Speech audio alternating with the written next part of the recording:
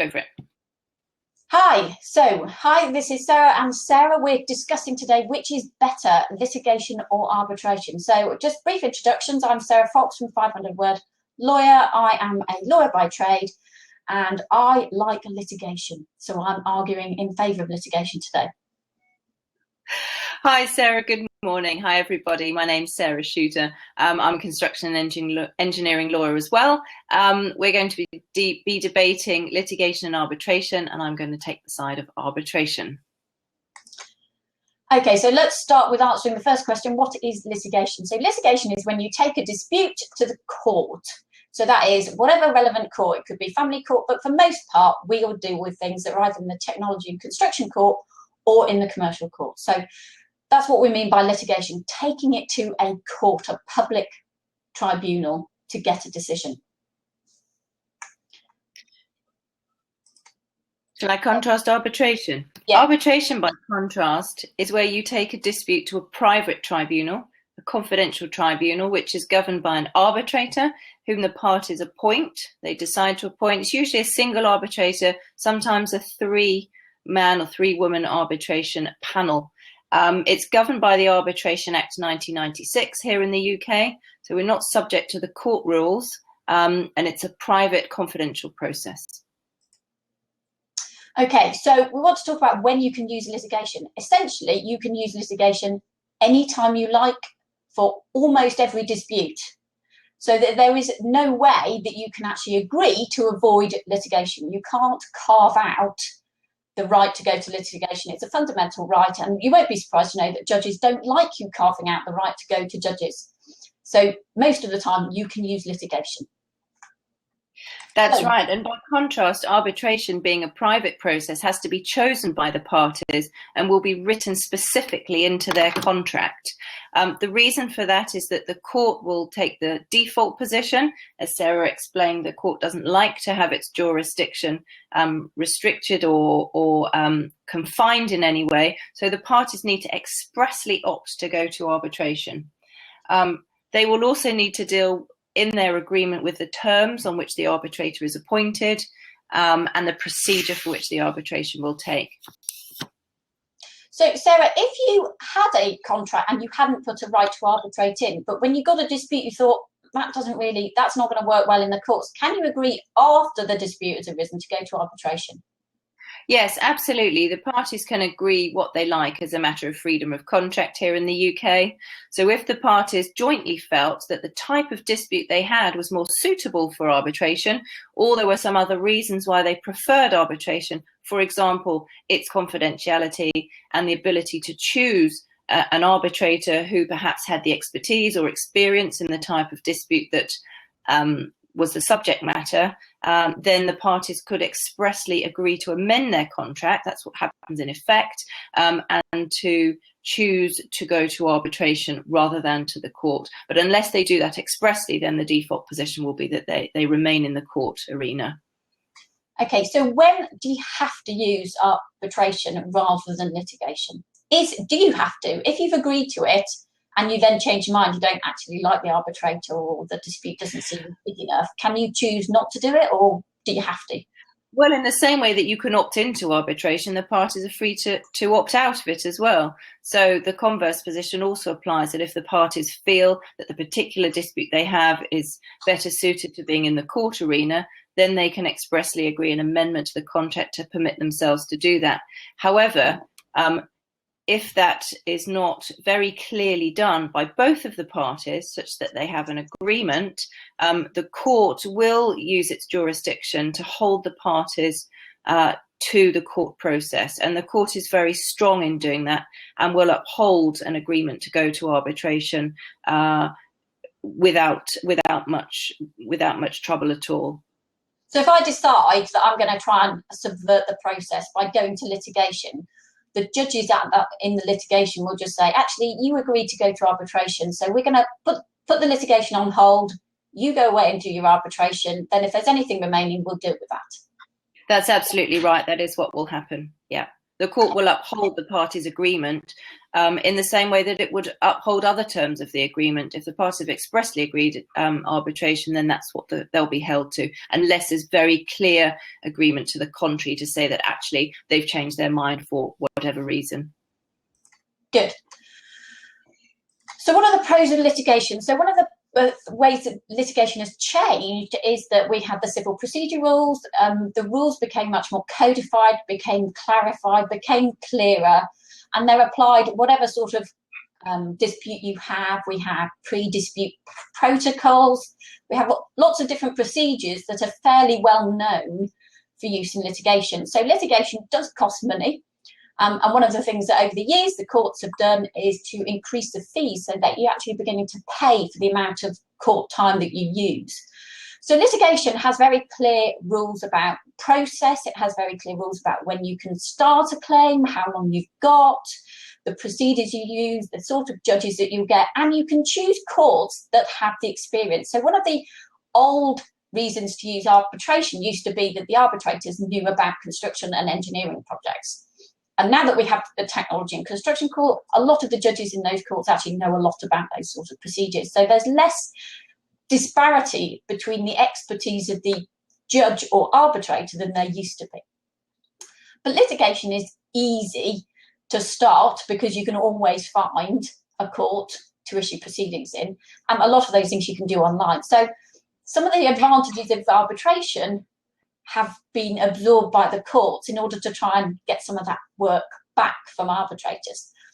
But what are the pros of arbitration, Sarah? So the main pros of arbitration, as you say, are the subject expertise of the arbitrators. They're usually ex-engineers, ex-commercial people. They've been living and breathing the industry for a number of years. Of course, they also need legal training in order to be competent in the field of arbitration. So the combined expertise has been a plus for a long time. For me, the real difference nowadays between arbitration and litigation is the fact that arbitration remains private. The parties are subject to confidentiality, which can be as extensive as they wish it to be, and often it is very extensive, because the type of disputes which go to arbitration could be very sensitive. They could be sensitive for a number of reasons, politically, security-wise, in terms of asset security, location as well is often an issue. So there are the single most advantage of arbitration these days is the confidentiality and privacy thing. Yeah. Arbitration can be extremely expensive, and that's partly because it is a private process, because the parties are directing the arbitrator and are choosing the arbitrator. They are less constrained in the way that the civil procedure rules constrain the parties. There's less direction from the arbitrator. One could cynically say, well, why would he want to hurry the parties along? Because he's being paid, quite a handsome rate for doing the job he's doing. So that's a big difference with the court. But then again, the parties are free, if they have an element of civility between them, which they should have, even if it's only for the purposes of the resolution of the dispute, to drive the arbitration process and to push whatever they want to push at whatever pace they want to push it. So that has upsides and downsides. Yeah. So essentially, you can use arbitration a bit like a private form of the court, so you can follow a very similar procedure, but you do have the right just to say, well, let's just do this bit on documents, or let's split various parts off and deal with them in That's right. orders. That's right. Broadly, the procedure is the same. There is a dispute. One party puts their case forward. The other party puts their other case forward. There's an exchange of information of sorts.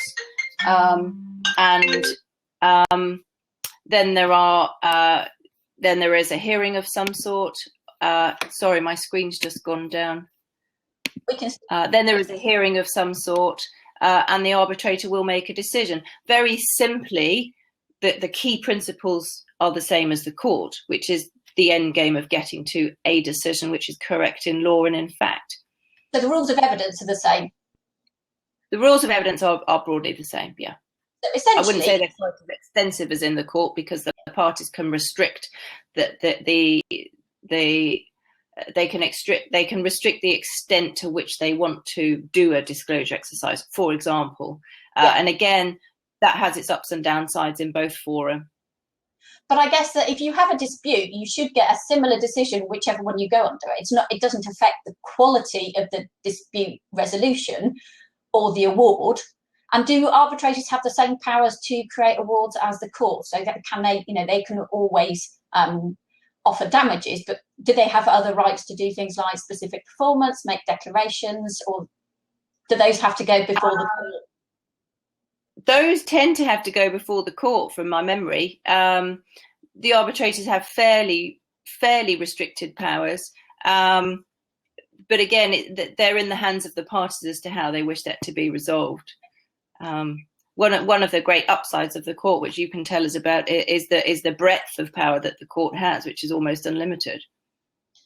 Okay, and I know that a lot of people use arbitration in international disputes, and I'm doing some work with a Hong Kong office who are looking at contracts that are going to be used in Korea, but essentially they're under English law. Now, the difficulty with parties in Korea is that English law and English courts sit in England. So that actually they can create a disputes board based on arbitration who understand English law, resolve the dispute under English law, but then actually sit in a foreign jurisdiction. Yes, and then administer the results of that decision in that jurisdiction. That's really tricky, and arbitration is quite well suited to being able to manage a multiple of international parties doing things in different places. The important thing is what's your seat of law and what's the jurisdiction for the dispute to be heard. Arbitration, there are seats all over the world, which are, some are more popular than others. London is an obvious one. There are plenty of arbitrations also in other places such as New York, Geneva, Singapore. You have to pick your seat pretty carefully. But if you're subject to English law in the English court, then that's what you're stuck with, even if you're around the other side of the world. So is the seat where the arbitration itself will take place? Not necessarily, no. You don't necessarily have to go to Geneva to sit in on an arbitration in a physical seat. But that is the basis on which the arbitration is founded. What we like over here in the UK is a seat of jurisdiction, which is London, using arbitration. So you'll be subject to the Arbitration Act and the civil procedure rules to the extent that the arbitrator doesn't have particular powers. Okay, so to summarise, when would you use arbitration as opposed to litigation? I would recommend it to my clients who wish to keep their matters out of the public domain, first and foremost. Okay. That's its main driver. The upside of being able to drive the process is also a downside, because that can be used tactically to slow things down. If you have a party that's perhaps struggling financially on the other side, a bit of pressure in terms of deciding not to do certain things at a certain point, or putting in what could be seen as very awkward or jurisdictional difficult points just to slow the process down, which is annoying for everybody, but it happens, and it's part of strategic or tactics that can be used. That's its main plus for me. That's when I recommend it to my clients, when they have particular projects that need to be kept private. Yeah, and I think litigation has its place. So if you want something like specific performance, you want a declaration, you want to do an injunction, then you're going to end up in the courts. And particularly when you've got really quick procedures. So if, for example, you have a payment petition under a construction contract in the UK and they don't issue the right notices, you can go to adjudication, and then you can very quickly enforce that in litigation. Whereas